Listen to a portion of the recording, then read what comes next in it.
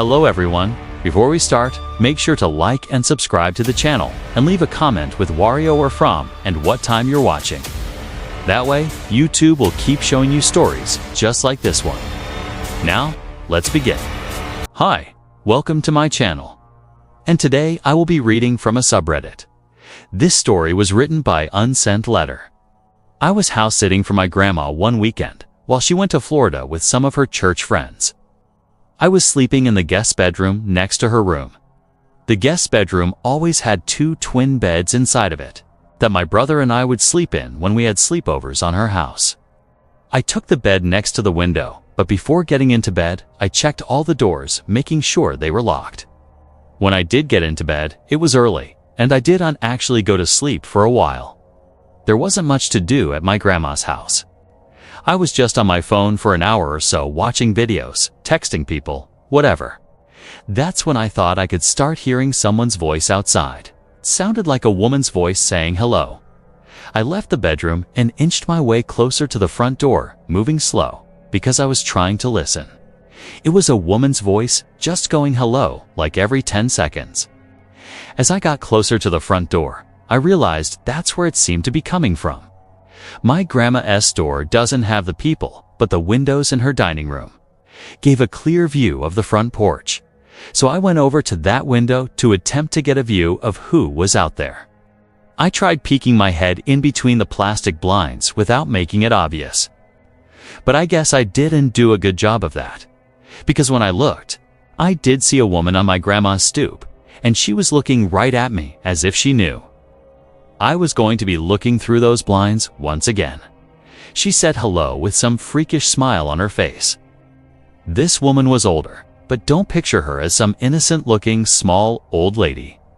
She looked like she was maybe late 50s, early 60s, and something about her face just skeeved me out. I moved away from the window and thought maybe it was one of my grandma's friends. It was midnight though. Why would anyone come to the door thusly? Why wouldn't she knock or ring the bell? Why was she just standing out there going hello over and over? I was genuinely unsettled. I just went back to the guest bedroom and shut the door. Now with the door shut as opposed to before, and I couldn't hear that woman anymore. Maybe who was that and where she just decided to leave? I started texting everyone about it, my sisters, my friends, just telling them how bizarre it was. But a good amount of time passed in silence, and I was starting to calm down. My sisters were telling me to call Grandma, but there was a 0% chance she was awake. She barely ever even checked her cell phone anyway. Just like that, something broke the silence. A banging at the window, not a knocking or tabbing and banging. I felt that fierce pain in my chest area as my body entered that fight-or-flight mode. Shortly after the banging stops, I heard that familiar voice say hello. With that boost of adrenaline, I guess I had the extra confidence to grab the blinds and push it up. There I was, face to face with his horrifying older lady with only a thin layer of glass between us. I screamed at her smiling, gross face. "I'm calling the cops." I pulled the blind back down and ran back outside to the living room. I looked around the house, then ran upstairs to box myself into the upstairs guest bedroom. I didn't want to actually call the cops. I don't know why, I just wanted to wait it out. I crawled into the bed in the upstairs guest bedroom and tucked myself under the covers. A couple hours later, I was still awake, and I finally only then went back downstairs to look outside each window. That freaky old lady seemed to be gone. The next morning, I called my grandma and told her what happened. She started yelling into the phone, clearly panicking and distressed, and she told me how a few days earlier she was being watched in the grocery store by some woman, about 10 years younger than her, who just kept smiling at her for no reason. I told her to calm down. I didn't entirely know whether to correlate the two or not, but when we eventually got off the phone with each other, I did have to give it a second thought. My grandma is 75.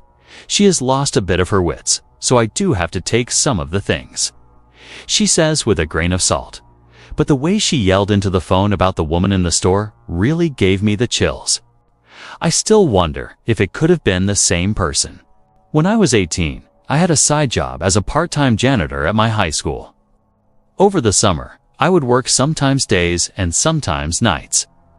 Anywhere from 9 a.m. to 12 a.m., depending on how much money I needed.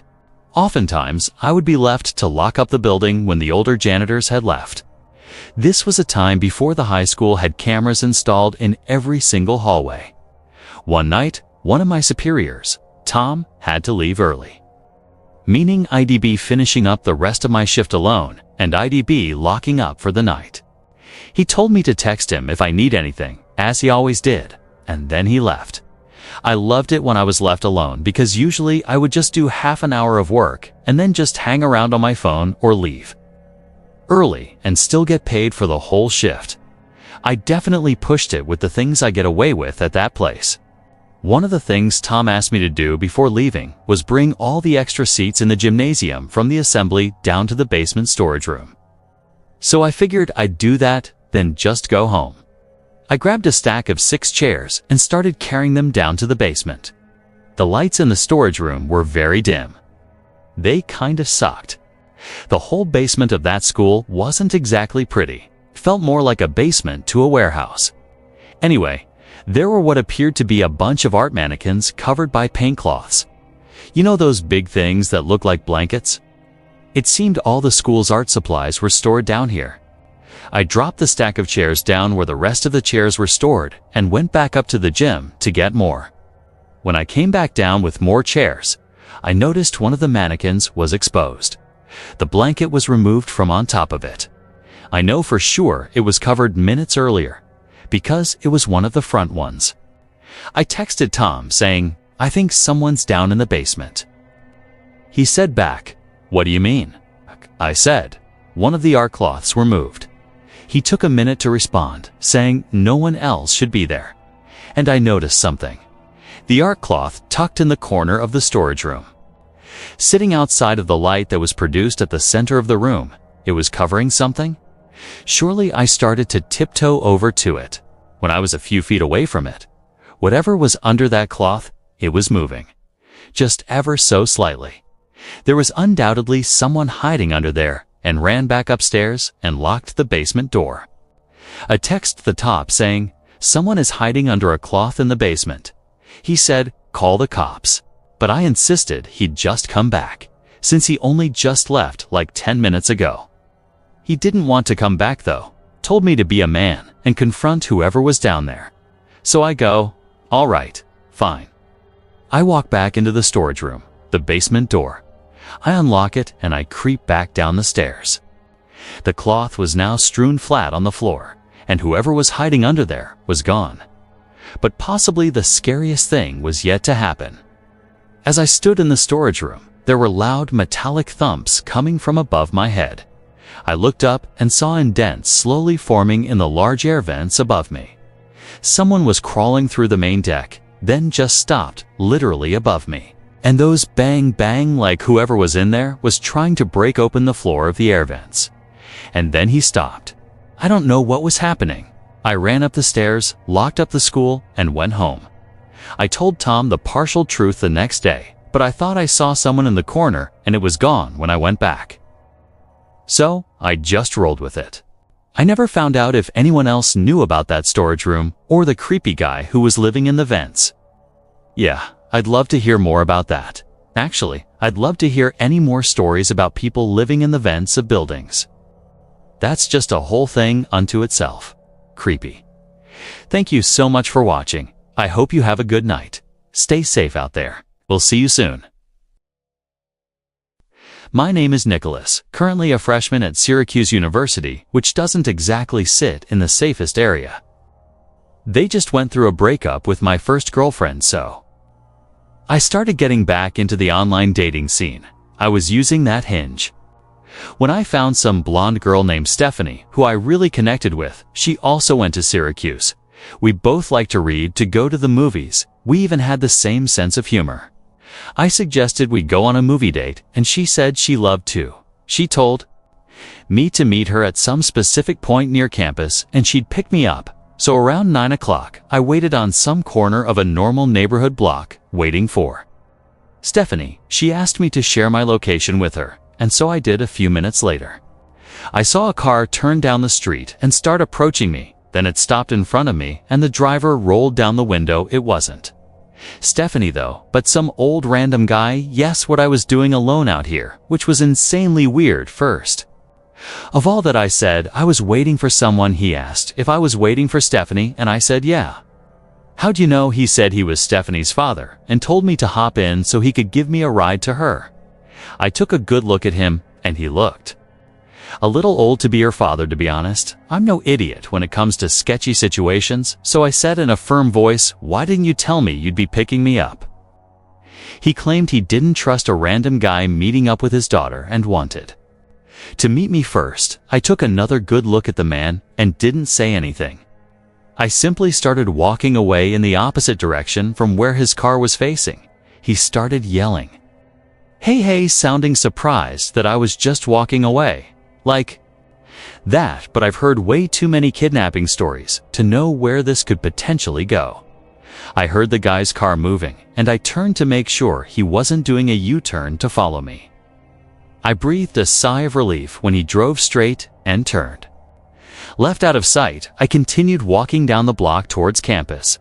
I got to the corner of the block. I was just about to make a turn when I noticed what I was pretty sure to be the same car the man was driving, just parked on the side of the road. With the lights shut off, I briefly tried looking into the window as I passed, but the glass was tinted. I tried not making it obvious that I was suspicious and continued walking. I got a text from the so-called Stephanie person saying, "Why didn't you get in the car with my dad?" I ignored the text and continued walking. I kept looking back to see if the car would move when he got to an intersection in the road. Turned right, and then full and booked it in that direction of campus, surprisingly. I wasn't followed. I made it back to campus. Out of breath, started walking to my dorm building. I felt like I heard footsteps following you, though I thought maybe I was being paranoid when I heard a piece of broken glass being kicked by someone's shoe. I knew I was being tailed. I made a point of ducking down behind a van and stopping to give me time to listen for where the footsteps were coming. They were a few cars away from me, and I remembered I never stopped sharing my location with Stephanie. Or should I say that man? I saw him. He was that old man. He was approaching from between two cars across from me. He yelled something that I didn't fully understand, but it sounded like he said, "Come back and I'll take you to her." He had to be like 60-something. There's no way he would catch me if I sprinted. I lost him easily when I ran and made it back to my dorm room. My roommate wasn't there, so I had no one to talk to about it. But when I laid my bed, I got another text from that man, and it was shocking. It said, "You're a little piece of your lucky you got away. I would have strangled your ugly ass." I still have the screenshot. I replied, saying thanks for the threat. It's going straight to the police, and I blocked his number. I still have the conversation saved as evidence, and I plan on going to the police with it eventually. Hopefully, they are able to do something about it.